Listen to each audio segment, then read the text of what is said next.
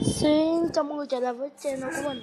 Mình tên là Việt Nam và hôm nay mình sẽ chơi Hunger Game trong Minecraft PE. Ok, và mình sẽ đặt tên nó là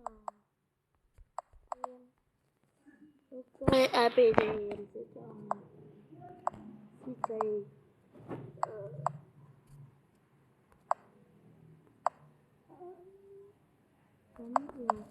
Bờ City.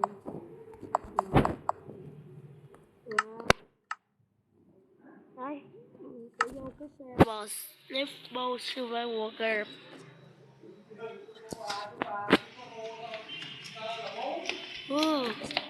Fuck. Ok, bây giờ mình sẽ nhập mật khẩu của mình. Ok, và mình sẽ chơi survival game. Ok thì what the fuck, phân à, là cái tên này nó yeah lắc thế thì yeah, mình sẽ đặt tiếng con thì cũng đây chính là cái skin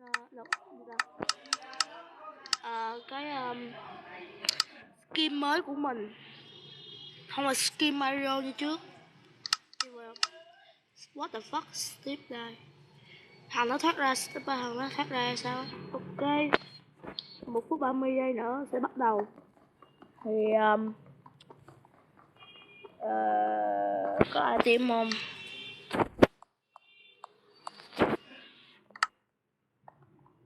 Ok thì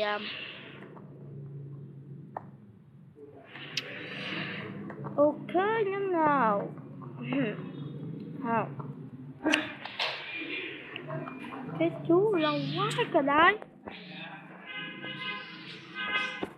lâu vô cái lưới ra thì lần đó chết mình sẽ ra bằng cách nào. Sao này nó thắng một trận đấu mình kìa chưa, nhanh lên nào. Fuck, bao nhiêu giây nữa, một phút nữa. Maybe to order play. Okay.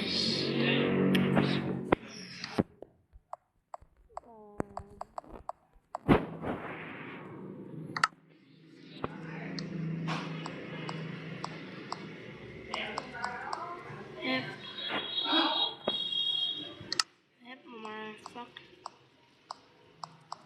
hep, kể gì mệt quá.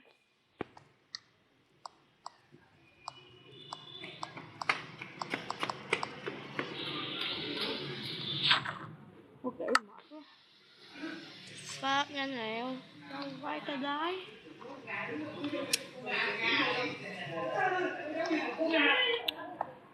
Mình phải cẩn thận cái thằng này. Oh fuck. Ủa 3, 2, 1, go.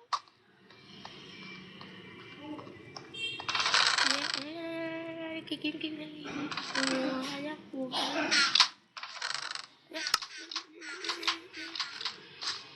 đi sao? Ok đi, quốc họ.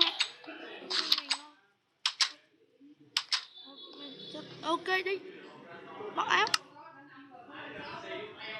Ok, ok, vô luôn, go fuck, vô luôn,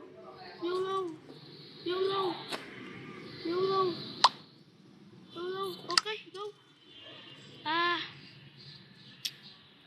Fuck, mình phải ném mấy thằng này. Mày đợi gì nhất. Fuck, đánh nó. Fuck, nhanh, đánh nó.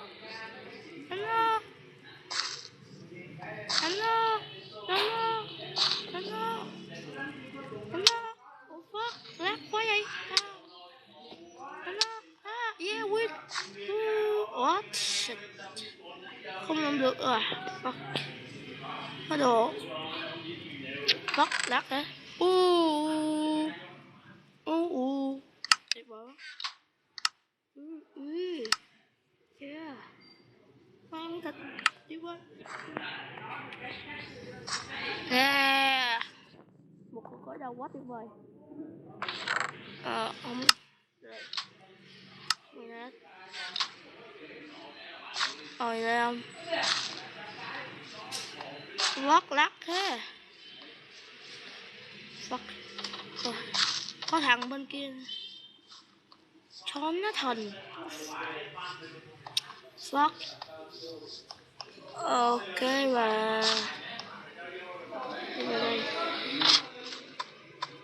Ok và đứa nào ngon qua đây. Đứa nào ngon qua đây. Đứa nào ngon qua đây. Tôi chơi hết. À.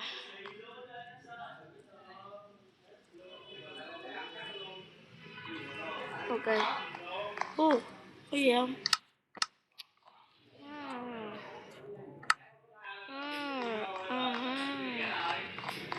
Đây trong thư viện mà. Có thằng.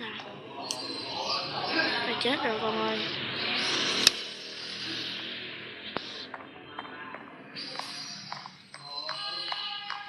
Chết rồi con ơi. Mày chết rồi. What? Chết rồi con ơi. Chết. Oh fuck. Mày chết rồi. Mày chết rồi con ơi. Mày chết rồi con ơi. Chết con ngựa mày rồi. Wow, fuck. Đó, what? Ai vậy?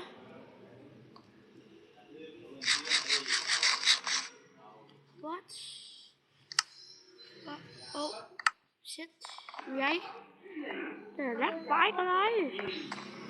What? Sao không lấy đồ được? No. Okay.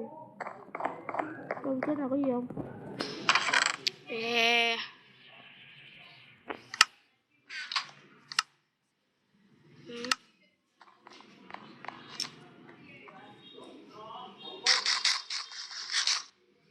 Don't know.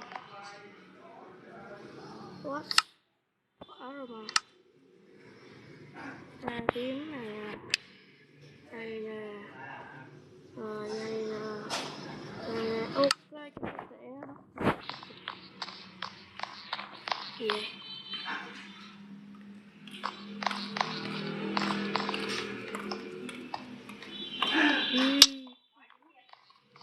Cái nào vậy?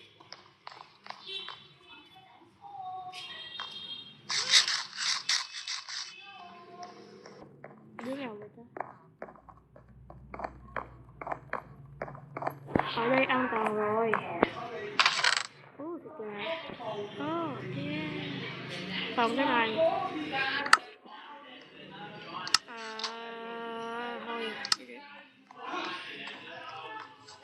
Thôi. Yeah, thằng kia nó bị ngã từ cao.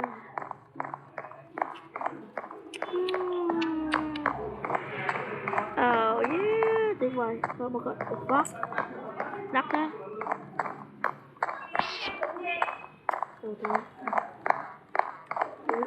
Phải sao ra? Bị kẹt luôn rồi các bạn ơi. Kẹt rồi. Không ra. Được nha. Tuyệt vời đó. Kẹt kiếm rồi đi.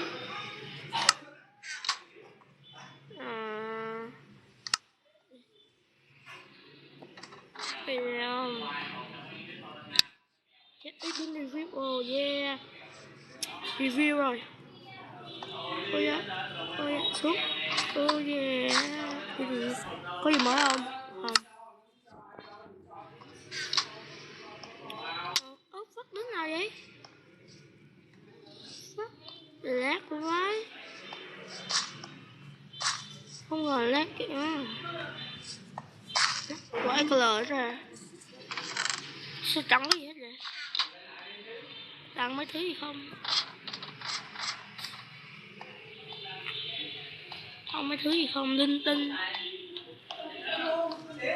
Fuck, lạc quá. Vác vái color đi. Có gì mà không thích. Làm sao xuống đây? Ok, có đường xuống rồi. What?